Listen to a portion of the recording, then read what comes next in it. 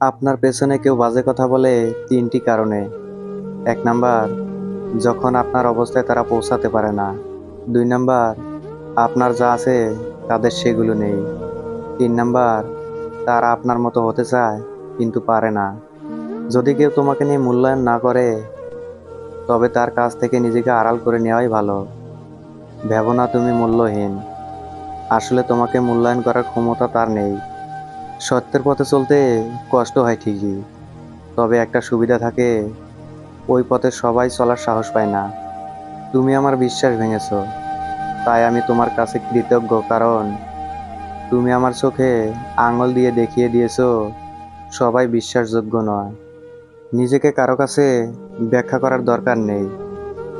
যারা তোমায় ভালোবাসে তাদের একটা প্রয়োজন হবে না, আর যারা তোমাকে ঘৃণা করে তারা এগুলো বিশ্বাস করবে না। বিশ্বাস করো আর নাই করো, এটাই সত্যি। যাদের জন্য তুমি দিনের পর দিন স্যাক্রিফাইস করবে, একদিন তারাই তোমাকে অপমান করবে, তোমার অবদানকে ভুলে যাবে। পিছনে বদনাম করে সামনে এসে আন্তরিকতা দেখানো মানুষগুলো থেকে দূরে থাকাই উত্তম। এরা প্রকাশ্য সূত্র চাইতেও ভয়ঙ্কর। বেঈমান কখনো অপরিচিত মানুষগুলো হয় না, খুব কাছের মানুষগুলোই বেঈমান হয়। সাপ তার বিষ নিজের দাঁতে রাখে, কুকুর তার বিষ জিভে রাখে, কাকড়া বিচ্ছা তার বিষ লেজে রাখে, কিন্তু মানুষই একমাত্র প্রাণী যে কিনা বিষ নিজের অন্তরে রাখে। সময় বদলে যায় জীবনের সাথে, জীবন বদলে যায় সম্পর্কের সাথে, সম্পর্ক কিন্তু বদলায় না আপনজনদের সাথে। শুধু কিছু আপনজন বদলে যায় সময়ের সাথে। তোমার পায়ে যদি জুতো নাও থাকে, কিন্তু হাতে বই যেন অবশ্যই থাকে, কারণ জুতো তোমার কিছুটা পথ চলতে সাহায্য করবে, কিন্তু বই তোমার তোমার জীবন গঠন করতে সাহায্য করবে। চিনি আর লবণ একই রকম দেখতে, পার্থক্য শুধু স্বাদে। তেমনি মানুষ আর অমানুষ দেখতে একই রকম, পার্থক্য শুধু আচরণে। জীবন মোমবাতি নয়, তবুও নিভে যায়। মনটা আয়না নয়, তবুও ভেঙে যায়। স্বপ্নগুলো পাখি নয়, তবুও উড়ে যায়। মানুষ আবহাওয়া নয়, তবুও সময়ের সাথে বদলে যায়। জীবনের 4টি জিনিস কখনোই ভাঙতে নেই। ১ নাম্বার প্রতিশ্রুতি, ২ নাম্বার বিশ্বাস, ৩ নাম্বার মন, ৪ নাম্বার সম্পর্ক। কারণ এগুলো ভাঙলে আর জোড়া দেওয়া যায় না। শুধু সাপ নয়, কিছু মানুষেরাও খুবই বিষাক্ত হয়। সাপকে তবু দূর থেকে চেনা যায়, কিন্তু বিষাক্ত মানুষকে চেনা খুবই কঠিন। শারীরিক সৌন্দর্য নিয়ে কখনোই গর্ব করবেন না, কারণ তা আপনার সৃষ্টি নয়। বংশ নিয়েও গর্ব করবেন না, কারণ সেটাও আপনি নির্বাচন করেননি। গর্ব করবেন উন্নত চরিত্র নিয়ে, যা নিজে গঠন করেছেন।